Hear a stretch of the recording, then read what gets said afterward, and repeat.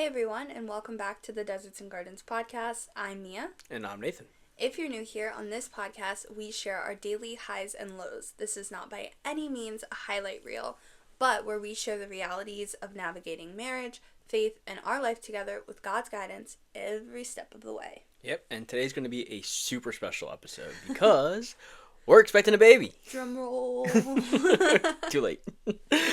We're thrilled to share this news with you guys and just talk about, our plan to how we're going to raise a little one with the intention and faith. Right, so we will be diving into our parenting plans and just like what that season we're expecting to look like. So in this episode, as we do, we'll break it down into 3 sections. First, we'll talk about how we plan to raise our child using Christian Montessori principles, focusing on faith-based learning and independence.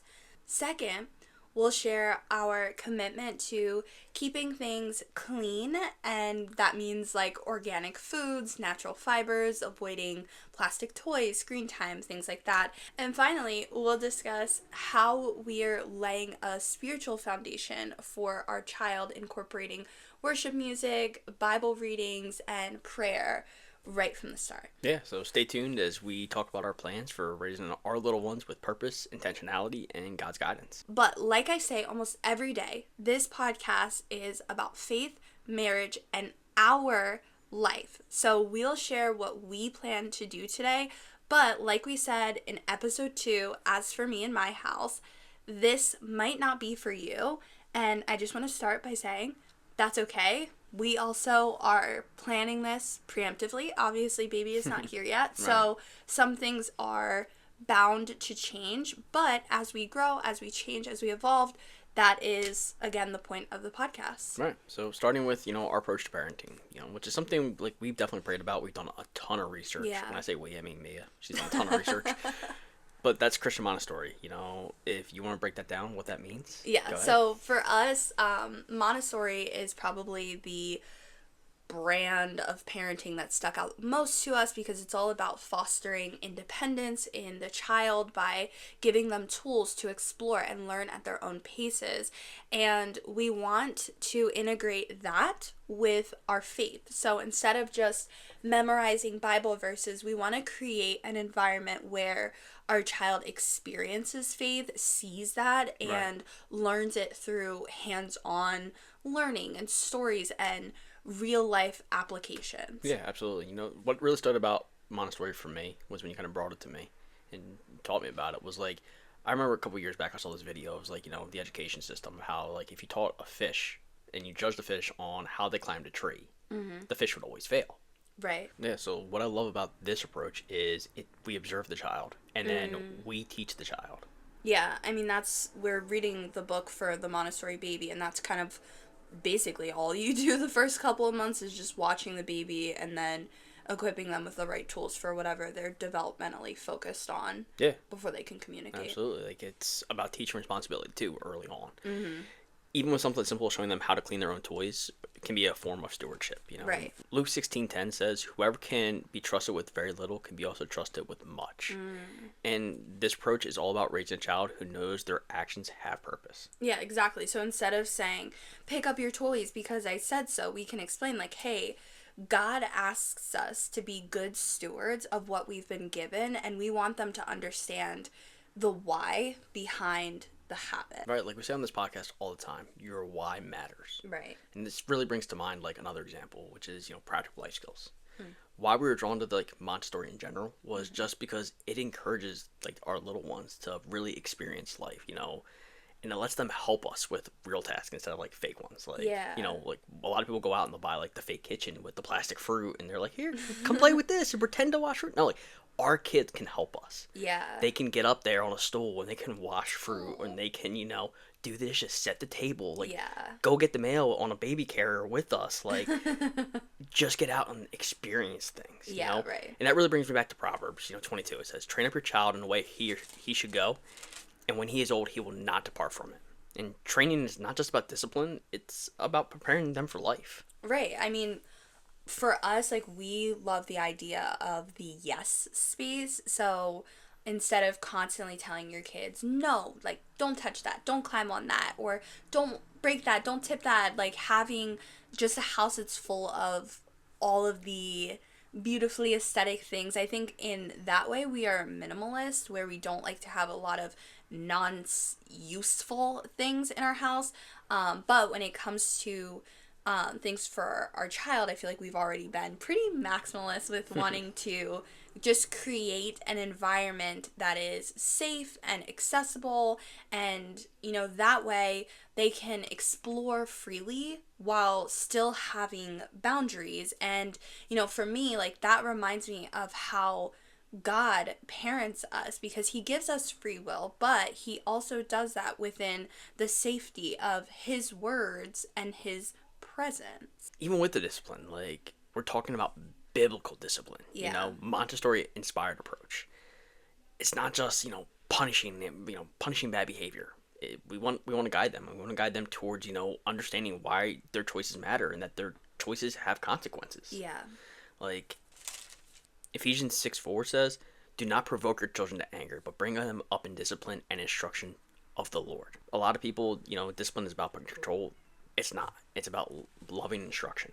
Yeah, and I mean, one more thing before we move on from here is, we love incorporating our faith into the Montessori learning approach. So when we're teaching them about the world, I feel like we've often tied it back to God and how God sees things. Like, if we're learning about the stars, we can read like the Psalms where it says he determines the number of stars. When we're teaching them about kindness, we can point to Ephesians where it says, be kind and tender-hearted, loving, forgiving one another as Christ forgave you. Like, it is as much about making faith a natural part of learning and not just, something we talk about on Sundays or that they learn about at Sunday school. Yeah, I love that. We get to live that out and we get to show them that. And, Right.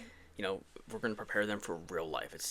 We're not just going to sit there and manage their behavior and just be passive. We're going to be active in our parenting. Yeah. I mean, we've talked a lot about, even with you, like, growing up having ADD or ADHD, and like just that struggle of like how to deal with a child that like has like mental issues, and like just trying to get by instead of like trying to equip the child and put them in an environment that will allow them to flourish. Yeah, absolutely. With that being said, let's talk about another big part of our parenting approach, which is keeping things clean and intentional. And that goes, from food to fabrics to toys to screen time. Yeah, 100%. We definitely made some choices that might seem a little extreme to others. But they're really important to us. Right. Some of those are like no plastic toys. Yeah. No noisy, overstimulating, push a button and all it lights up and is like starts blinking all over the place and for like no reason. Right. And I mean, we want toys that encourage creativity and problem solving.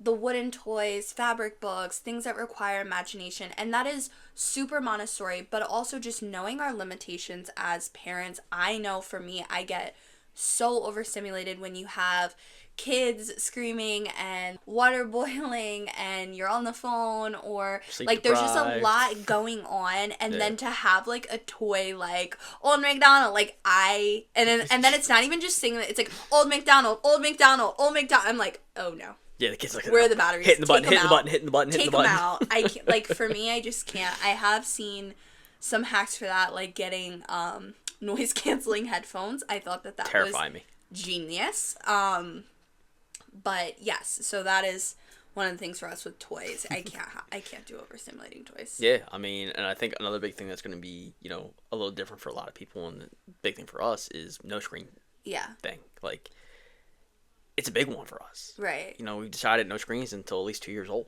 Yeah, no iPads, no TV, no nothing. And I mean, this one is tough because screens are so convenient. Yeah. But, we've done the research, we've looked into it, and too much screen time early on can have, effects on attention span, social skills, and even their spiritual development. Yeah. So instead of having passive entertainment, we want our child to engage with real people, real things, real life. And that's not to say once they pass 2, they'll never be able to watch TV ever. But just having a limit and a healthy, boundary-full relationship with technology. And I know we talked about this before with screens in general. Like, screens need to be like, it's a tool and a gift. Yeah. It's a special occasion. It's not something we just do every single day. Right. Yeah, and I just want to say this quickly because it's important to us. And, one of the things we want to go over is being intentional with our food choices. We want to be organic. We want to nourish them. Yucca friendly. Yeah, yucca friendly. We want to nourish their minds and just as we nourish their spirit. Yeah, and so to move on, probably the most important thing for us is our child's relationship with God. So from the very beginning, we just want to be surrounding them with faith. Yeah, and they're going to be hearing, worship before they even know what music is. Like, we'll be praying over them every single night, like we have been. Reading the Bible to them as much as possible and making it a routine. Yeah. And just making sure they grow up knowing faith isn't just something we do on Sundays. It's who we are. It's what we live and what we do. In Deuteronomy, I love it. It says, these commandments that I give you today are to be on your hearts. Impress them on your children. Talk about them when you sit at home, when you walk along the road, when you lie down, and when you get up. That is like the epitome of what we want for our child, for our faith to be woven into every part of our lives. Yeah, and like, I know some people might have a little pushback about, like, you're gonna force them. Like, this isn't about forcing anybody to do anything. It's about making it so natural. Just like she said, like, it's woven into their life. It's like they just know who God is personally. It's about having a relationship. It's not just hearing about him. Yeah, I mean, they're gonna learn one thing or another. So just going back today, we talked about 3 big things that are going to be a part of our parenting plans, and that is raising our child with the Christian Montessori mindset, being intentional about clean living and avoiding overstimulation, and then lastly, but most importantly, laying a strong spiritual foundation from day one. Yeah, absolutely. And like, we know parenting is not going to be easy. Pray for us. Definitely pray for us. Give us advice. We love you guys. Yeah. But like, we also know that being intentional from the start is going to make a huge difference. Yeah. So we'd love to hear your thoughts, whether you're a parent already or you're planning to be one in the future. What's been important for your journey? Yeah. Like, leave us a comment. Send us a message. If you're listening on Apple Podcasts, drop a review. Yeah. Thank you guys so much for listening to the Deserts and Gardens podcast. Until next time, walk in love. Live with purpose. And trust God in every desert and garden. See you guys.